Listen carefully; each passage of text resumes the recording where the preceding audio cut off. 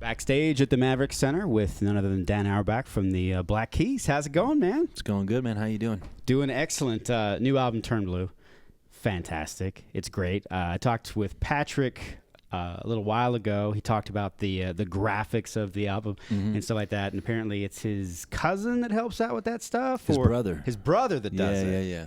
So was it when you guys all sat around, you decided this album cover, did you say, okay, this is what we're going to do. We're going to get something that when you look at it for a long time, it kind of makes your eyes just go crazy. What was the thought behind it? Well, we were inspired by this old Cleveland TV host named Goulardi, and he used to have this weird kind of stuff like this kind of stuff on his TV show. It was in black and white, though. It's kind of the old hypno disc, you know?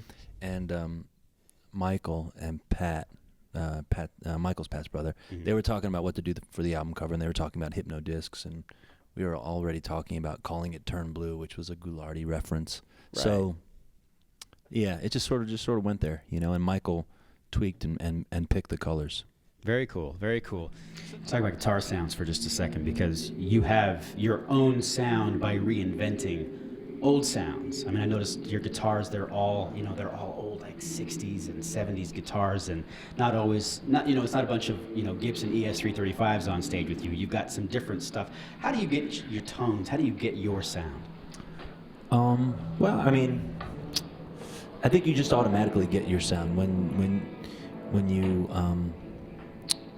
you play. Basically, I mean, if I ever tried to sound like anybody or copy someone, it would only ever really come out just sounding like me. You know what I mean? I was never too concerned with copying someone exactly. Like if I was trying to learn what they were doing when I was starting and focusing and practicing on that, I never really got like 100%. I was always happy to be like 75% of the way there. You know what I mean? Yeah. And I think that's probably a good thing to be inspired by other musicians, but not try to like sound exactly like them. You got like what I see, 6 amps on stage with you right now?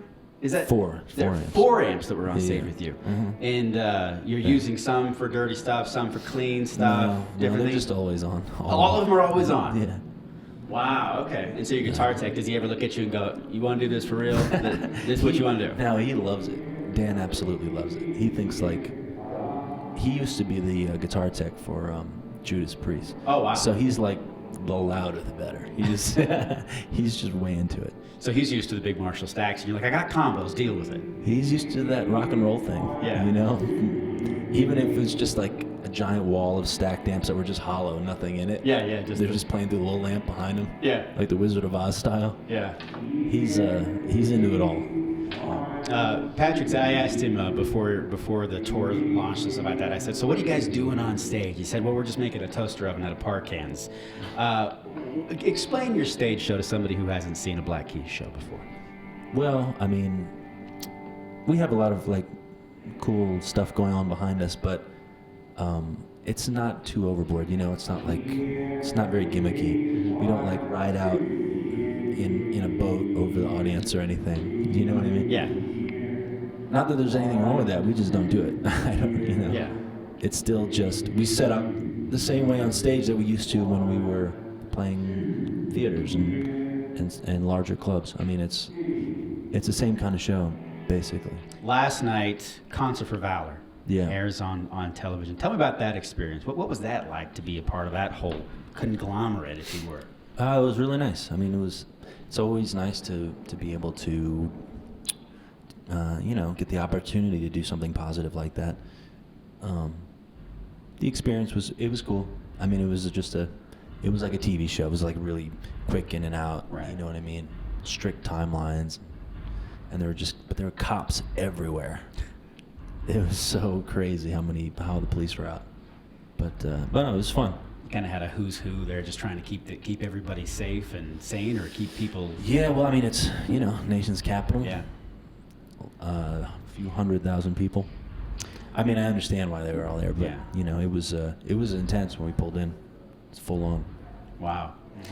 You guys did this, I'm sure. A lot of bands go into the studio, they'll track well more songs than they need to. 20, 30 songs for a record, and you pick what you feel is going to be the best ones on there. the B-sides, the other stuff that hasn't seen the light of day right now. Do you think that that's going to be something you'll do a retrospective on? You'll come back and visit that stuff again in the future?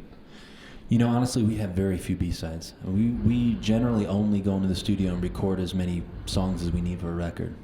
We're kind of lazy like that. Like, it's like we finish the 11th song, we're like, we done? Pat's like, yeah, I think so. I'm like, cool, we're done. And, you know, yeah, we don't have a lot of B-sides, to be honest. All right. I mean, just this record was the most we've ever had, and it was because it was 2 different sessions. But, you know, the majority of them are just kind of unfinished. Right. Yeah. Yeah, you probably, like me, you got the iPhone full of, 200 or 300 different little voice note ideas of, this would be a great song sometime. Do you do that? Do you find yourself doing that when you're writing? Absolutely, yeah. Taking little voice memos is key. Yeah. All right, well, very good. Dan Auerbach, Black Keys, right here, Alt 94.